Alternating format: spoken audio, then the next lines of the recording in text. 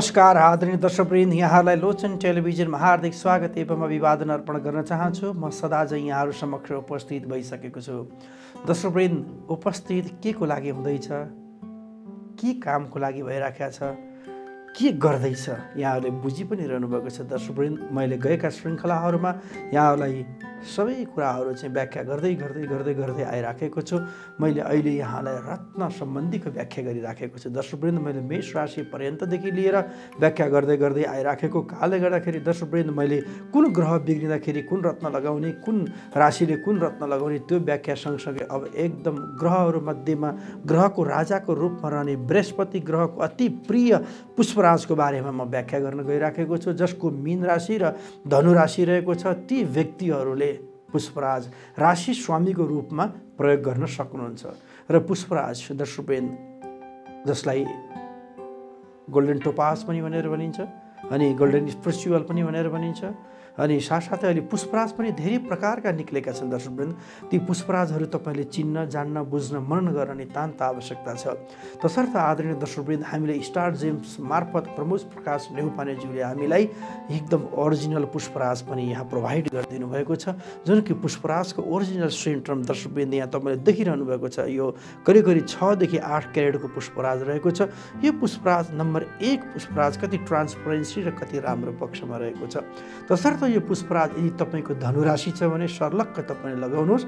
यदि तपाईँ मीन राशिमा हुनुहुन्छ भने पनि तपाईँले टक्क लगाउन सक्नुहुन्छ। यो नम्बर 1 पुष्पराजको रूपमा रहेको छ। एवं क्रमसँग यहाँ अरू रत्नहरू पनि छन्, त्यो म तपाईँहरूलाई यही पुष्पराजका डुप्लिकेट रूपमा भन्छन्, म त्यसलाई बताउँछु। र तर यो लगाउँदा के फाइदा हुन्छ त, यो नलगाउँदा के फाइदा हुन्छ, म त्यो बारेमा तपाईँलाई राम्रा टिप्सहरूको बारेमा पनि म व्याख्या गरिराखेको छु। दर्शकवृन्द, पुष्पराज बृहस्पति 12 राशि मध्येमा 2वटा राशि स्वामीका जुन ग्रहको रूपमा रहेको हुनाले पुष्पराज रत्नमा राजा रत्नको रूपमा रहेको छ नम्बर 1 र नम्बर 2। जुन पुष्पराज लगाउनको कारणले गर्दाखेरि यदि तपाईँ आफू जागिरमा पदोन्नति हुनुभएको छैन भने नम्बर 1 यसले काम गर्छ। दोस्रो, जागिर खानै पाउनु भएको छैन भने पनि पुष्पराजले काम गर्दछ, किन तपाईँको स्वामी बृहस्पति विद्याको मालिकको ग्रहको रूपमा हो। तसर्थ तपाईँले दैनिक ओम ब्रेम बृहस्पतये नमः, ओम ब्रेम बृहस्पतये नमः मन्त्रलाई 108 पटक जप्ने गर्नुहोस्। तपाईँको लागि पक्कै पनि विद्या पनि बढ्नेछ, बुद्धि पनि बढ्नेछ। सम्पत्तिको मालिकको रूपमा, विद्याको मालिकको रूपमा, बुद्धिको मालिकको रूपमा र अनि साथसाथै यो मान सम्मान, इज्जत, प्रतिष्ठा र सरकारी नोकरीको रूपमा र व्यापार व्यवसायलाई बढाउने रूपमा पुष्पराज मानिन्छ।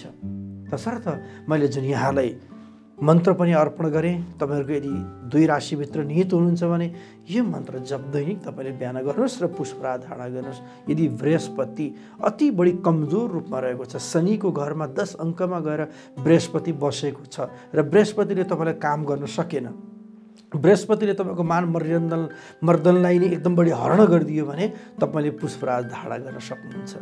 र अर्को पक्षमा पुष्पराजलाई तपाईँ आफूले अष्टम स्थानमा बृहस्पति गएर बस्यो र जहाँ कि तपाईँको चाहिँ मार्केस स्थानमा गएर तपाईँको बृहस्पति बसे र बृहस्पतिले तपाईँको चाहिँ कुनै पनि काम र उन्नति प्रगतिहरूमा बाधा र अडचनहरू दिन गयो भने तपाईँले जुन पुष्पराज प्रयोग गर्न सक्नुहुनेछ। नम्बर 1 यो व्याख्या भयो दर्शकवृन्द। र पुष्पराज जुन कि हामीसँग यहाँ तपाईँले देख्न पाउनुहुन्छ, जुन ओरिजिनल पुष्पराज भन्दा अर्को एउटा टोपाज जुन छ, जसलाई गोल्डन टोपाज भनेर भनिन्छ, देख्दाखेरि एकदम राम्रो देखिन्छ तर यसको कुनै पनि औचित्य छैन। यदि तपाईँले यस्तो पत्थर लगाउनु भएको खण्डमा तपाईँलाई अति बढी समस्यादेखि लिएर अति बढी बाधा अडचन र पीडाहरू भने बार पर्ने भएको हुनाले यो टोपाज तपाईँको सोको लागि मात्र रहन्छ। यो त्यही भएर फर्लक्क खस्यो पनि दर्शकवृन्द, जुन कि त्यसले गर्दाखेरि यो टोपाज त्यति उपयोगी र त्यति राम्रो र त्यति सबल पक्षको रूपमा भने हाम्रो जुन राशि रत्न ग्रह गोचर अन्तर्गत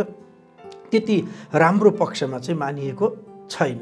र आदरणीय दर्शकवृन्द, मैले तपाईँहरूलाई यहाँ जुन ओरिजिनल पत्थरको बारेमा जुन यहाँलाई मैले व्याख्या गरेको छु, अनि साथसाथै अङ्ग्रेजीमा यसलाई येलो सफायर पनि भनेर भनिन्छ। हामीसँग दर्शकवृन्द यो येलो सफायर पनि रहेको छ। यहाँले देख्न पाउनुहुन्छ जुन येलो सफायर दर्शकवृन्द, कतिपयले देख्दाखेरि चाहिँ यो एकदम दुरुस्तै हो जस्तो पनि देखिया छ, दुरुस्तै जस्तो पनि देखिन्छ, तर यसले काम गर्ने क्रममा भने बहुत कम रूपमा पनि गरेको हुन्छ। र अनि हर हमेसा दर्शकवृन्द पुष्पराजहरू भनेको चाहिँ बढी कटिङ पिसमा आउँछ। यो अहिले यथाकथा देखिएको छ, जुन तपाईँको चाहिँ पोटाको अर्थात् यसो चाहिँ पूर्णाकारको रूपमा पनि आएको देखिएको छ, तर त्यो त्यति साह्रो काम गरेको जस्तो अनुभूतिहरू चाहिँ देखिएको छैन। पुष्पराज किन भन्नुहुन्छ भने ठुलो चक्लाको रूपमा रहन्छ, त्यसलाई चाहिँ काट्दै काट्दै काट्दै काट्दै क्यारेटमा यसलाई लिएर आउनुपर्छ। जब क्यारेटमा लिएर आउँदाखेरिको अवस्थामा यो कटिङ पिस नै आउने भएको कारणले गर्दाखेरि पुष्पराज जुन हामीलाई स्टार जेम्सले जुन हामीलाई प्रोभाइड यहाँ अहिले गरिराखेको छ, जुन तसर्थ दर्शकवृन्द जुन हामीले यो पुष्पराज रत्नको रूपमा एकदम ठुलो रत्नको रूपमा पनि मानिन्छ, र अनि साथसाथै जुन अहिले डुप्लिकेट जुन देखिएका छन् यो अति सानो र कमजोर रत्नको रूपमा पनि मानिएको छ।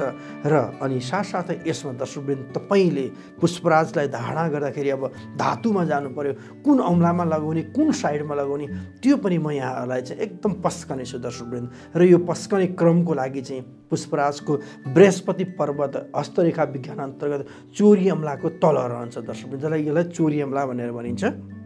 र यो चोरी अम्लामा तपाईँले पुष्पराज धारणा गर्न सक्नुहुन्छ। र यो पुष्पराज तपाईँले धारणा गर्दाखेरिको अवस्थामा भने चोरी अम्लामा बिहिबारको दिनमा बृहस्पति ग्रहले 7 बार मध्येमा बिहिबारको दिन यसले लिएको छ, र बिहिबार उसको आफ्नो बारको रूपमा मानिएको छ।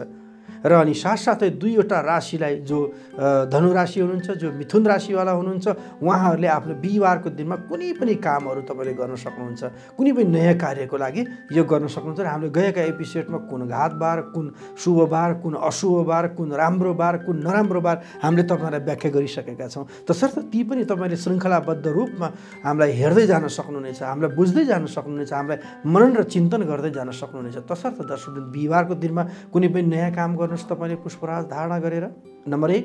र अनि नम्बर 2 तपाईँले जुन कि पञ्चधातु या सुनमा नै धारणा गर्नुपर्ने हुन्छ दर्शकवृन्द। यदि पञ्चधातु या सुनमा धारणा गर्नुभयो भने तपाईँको लागि एकदम बढी उपयोगी भयो।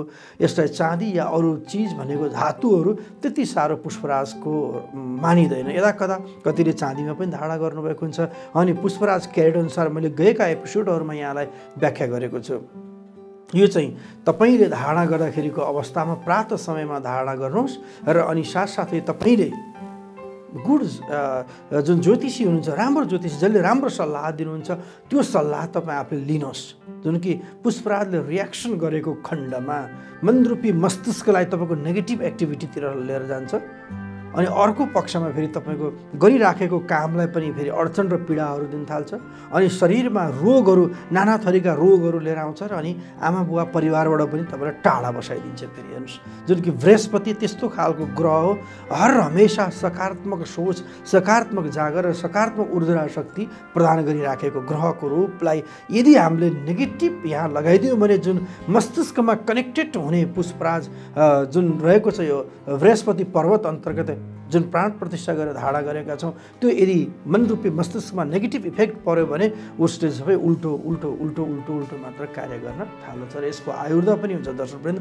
यो आयुर्दाको क्रममा हेर्नु पर्दाखेरि यदि राम्रो ओरिजिनल पर्यो भने तपाईँले कमसेकम 6 देखि 8 वर्षसम्म धारणा गर्न सक्नुहुन्छ। र यो त्यस्तै खालको पर्यो भने यसले साल 6 महिना पनि त्यति साह्रो कामहरू भने गर्दैनन्। र तसर्थ सुनमा नै तपाईँले 22 क्यारेट या 18 क्यारेटको सुनमा यदि धारणा गर्नुभएको खण्डमा पुष्पराजले अवश्य पनि तपाईँलाई राम्रो काम गर्नेछ। र यदि तपाईँले पुष्पराज धारणा गर्न सक्नु भएन, तपाईँलाई चिन्ता पनि हुनसक्छ, मैले गर्न सकिनँ, के होला कसो होला भनेर एकदम बढी पीडा महसुस गर्न पुरा एकदम महसुस गर्ने अवस्थाहरू पनि रहन सक्छ। तर दर्शकवृन्द तपाईँ धेरै महँगो सक्नु भएन भने ठिक्क लगाउनुहोस्, ठिक्क सक्नु गर्नु भने तपाईँ जस्तै येलो सफायर या टोपाज या तपाईँ आफूले चाहिँ अहिले चारथम पुष्पराजको नाममा पनि प्रचलन आइराखेको छ, यस्ता रत्नहरूलाई पनि तपाईँ आफूले धारणा गर्न सक्नुहुन्छ। किन धेरै नगरे पनि थोरै काम त गरेर जान्छ नि दर्शकवृन्द त्यसले हो। यो अनि हामीले 1-2 वर्षमा थोरै कामलाई हामीले अगाडि बढाउँदै गइसकेपछि अनि तत्पश्चात फेरि हामीले ठुलोको लागि आँट्नेछौँ। रत्न त्यस्तो चिज हो जुन कि शरीरमा धारणा गर्नाले उसले नेगेटिभ जुन ऊर्जा शक्ति हुन्छ मनुष्य मात्रको लागि त्यसले रिफ्लेक्सन गरेर पठाइदिन्छ। हेर्नुहोस्, सकारात्मक सोच, सकारात्मक जागर सकारात्मक एनर्जी, सकारात्मक विषयवस्तु र सकारात्मक सोच र ऊर्जा शक्तिहरूको लागि चाहिँ यसले प्राप्त गरेर लिएर आउनको लागि रत्नले काम गर्छ। त्यही भएर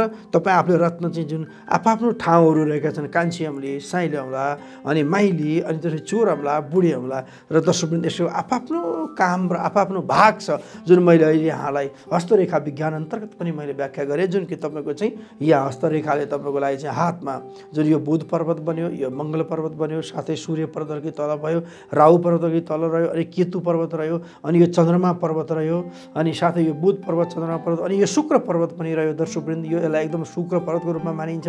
अनि यो बृहस्पति पर्वत भयो, यसलाई हेर्नुहोस् है त, यहाँ यस्तो तरिकाको छ। अनि यहाँ गएर शनि पर्वत रह्यो। तसर्थ जुन हामीले यो पुष्पराज प्रयोग गर्ने किन त चोरी औँलामा भन्नुहुन्छ भने यो बृहस्पति पर्वतमा रहेको जति पनि यहाँ जसको हस्तरेखामा बृहस्पति पर्वतमा झन्डा छ भने उसले झन्डा हाल्दछ, जसको डमरू छ भने ऊ साधक हुन्छ, जसको त्रिशूल छ भने ऊ चाहिँ सन्त भएर रहन्छ, जसको चाहिँ तपाईँको कसैको कुट्टो हुनसक्छ, कसैको कोदालो हुनसक्छ, कसैको तराजु हुनसक्छ, कसैको व्यावसायिक रूपमा केही त्यस्ता खालका चिन्हहरू बनेका हुन्छन्। त्यही चिन्ह अनुसारको कार्यलाई र पथ प्रदर्शकको रूपमा चोरी औँलाले निर्धारण गर्ने भएको हुनाले यो बृहस्पति पर्वत त्यति महत्त्वपूर्ण छ।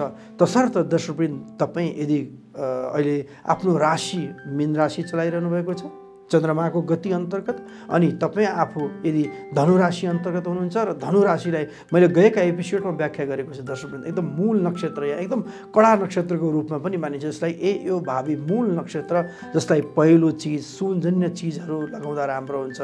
अनि साथसाथै तपाईँले ओम बृहस्पति नमः मन्त्र जप गर्न सक्नुहुन्छ।